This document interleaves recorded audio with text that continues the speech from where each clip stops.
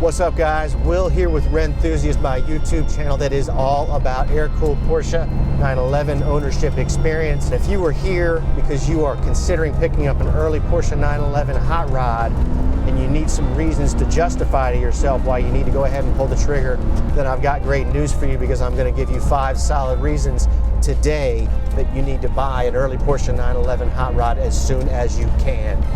I'm coming to you from my 1969 Porsche 911T hot rod.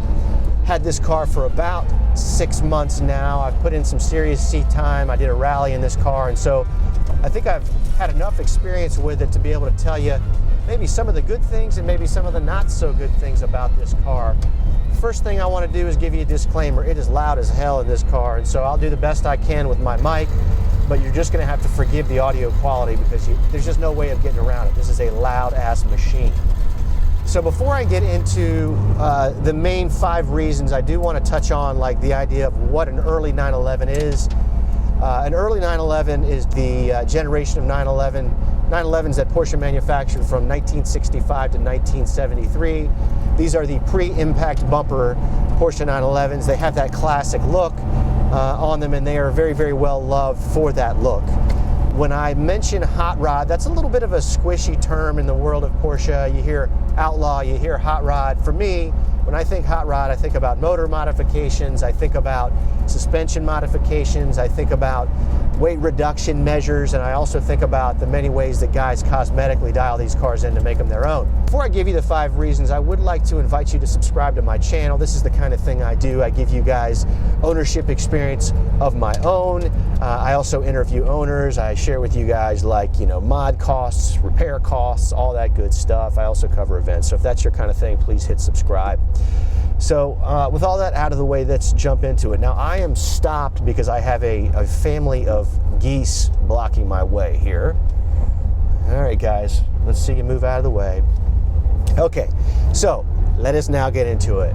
Reason number 1, you need to pick up an early Porsche 911 hot rod. And this is really the main reason. It's the insane analog driving experience that these cars can provide for you.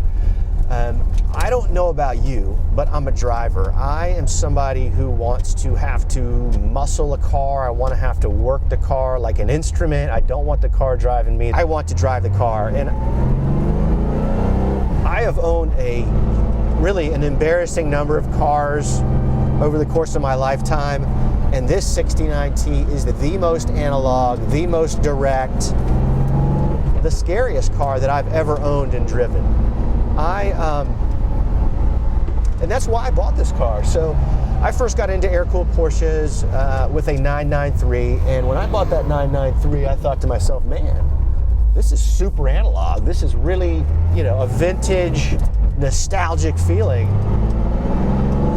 And I'll just tell you, the Porsche 993 is a luxury car next to this 69T. It feels very refined compared to what I'm getting right here. So this car has the 901 transmission, which I just love. It's got a different shift pattern than a traditional manual that you guys might be familiar with. So that really adds to the experience, the analog experience this car gives me. The steering is very, very direct. You better know what you're doing pushing this car through a twisty.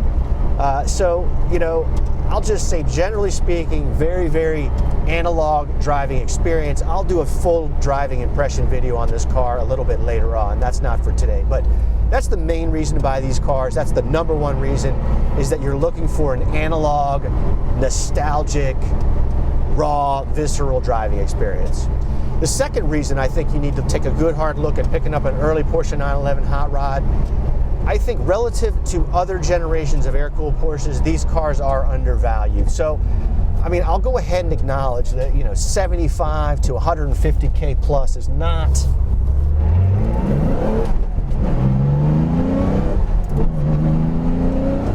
that's not cheap. But when I look at the values, the percentage of appreciation these cars have seen over the course of that crazy pandemic, compared to a 993, compared to a G-body, those generations of air-cooled got out of control very, very quickly. Long hoods came up, hot rods did come up, but they didn't come up proportionally as much as the others did. And I still feel like I still feel like there's a good buy here. So, you know, if you're looking for the right generation to start with, maybe this isn't the right one for you, but if you're a little bit of a seasoned air-cooled Porsche owner, enthusiast, then I would definitely take a good hard look at this because the money makes sense. I think that your money will be safe in a long hood 911, and I think at a bare minimum I should say this, I think at a bare minimum you won't lose money and you might even realize some appreciation. Reason number 3, you need to buy an early Porsche 911 hot rod. The virtually unlimited number of ways you can dial in these cars and make them your own. So I'll share with you a few pictures that guys sent me to be used in this video just to give you a flavor for what guys do to their cars. But you know, what's so cool, and really you can do this with any generation of air-cooled, but it's particularly appropriate to do with these early 911s. Make it your own. Make the motor hot. Change out the suspension. Do with it cosmetically what you want to, whether it's the color, whether it's a ducktail, you know, whether it's, you know, some funky decals, whatever you want to do, it's really up to you. Reason number 4, you need to pick up an early Porsche 911 hot rod, or really any air-cooled Porsche in my view. It's the community surrounding these cars, man. I've never seen such a positive, supportive, enthusiastic culture as I've seen around the vintage Porsches. You know, I've been around the BMW community, I've been around other communities in my long and illustrious career of being a rabid car addict, and you know, for me, the Porsche community is just so good. Some of my best friends in the world I've met through these cars, and so if you're thinking about picking up one of these early Porsche 911s, or really any air-cooled Porsche, hurry up and do it, because frankly, the community in and of itself is worth it. Finally, reason number 5, you need to pick up an early Porsche 911 hot rod. This simplicity of these machines. So I struggle to do any of my own mechanical work. I just can't work on my cars. It gives me anxiety. I just don't have that talent. But I'll say this, I have been able to troubleshoot a couple of even advanced issues with this particular car that I don't think I could have done on maybe some of my later generation air-cooled Porsches. There's just not much to them. Now, I'm not saying that, you know, some amateur DIYer should just dive in and, you know, tackle a motor rebuild with this car. But I'll say this, there's just less going on with it. It's easier to access parts of the motor in the engine bay. There's just not a lot going on in there. There's room to move. You know, they're just simple cars. And so I think that's a good reason you ought to take a good hard look at picking up one of these cars. So there you have it, the 5 reasons that I think you ought to pick one of these cars up. I'll do a more comprehensive driving review of this 69T in a future video. But I just know I've had a fair number of people reaching out to me considering one of these early Porsche 911s, and I thought a video might be handy. So if that's what brought you to this video, I hope that you've gotten something out of it. And I do hope to see you next time. I'm out of here.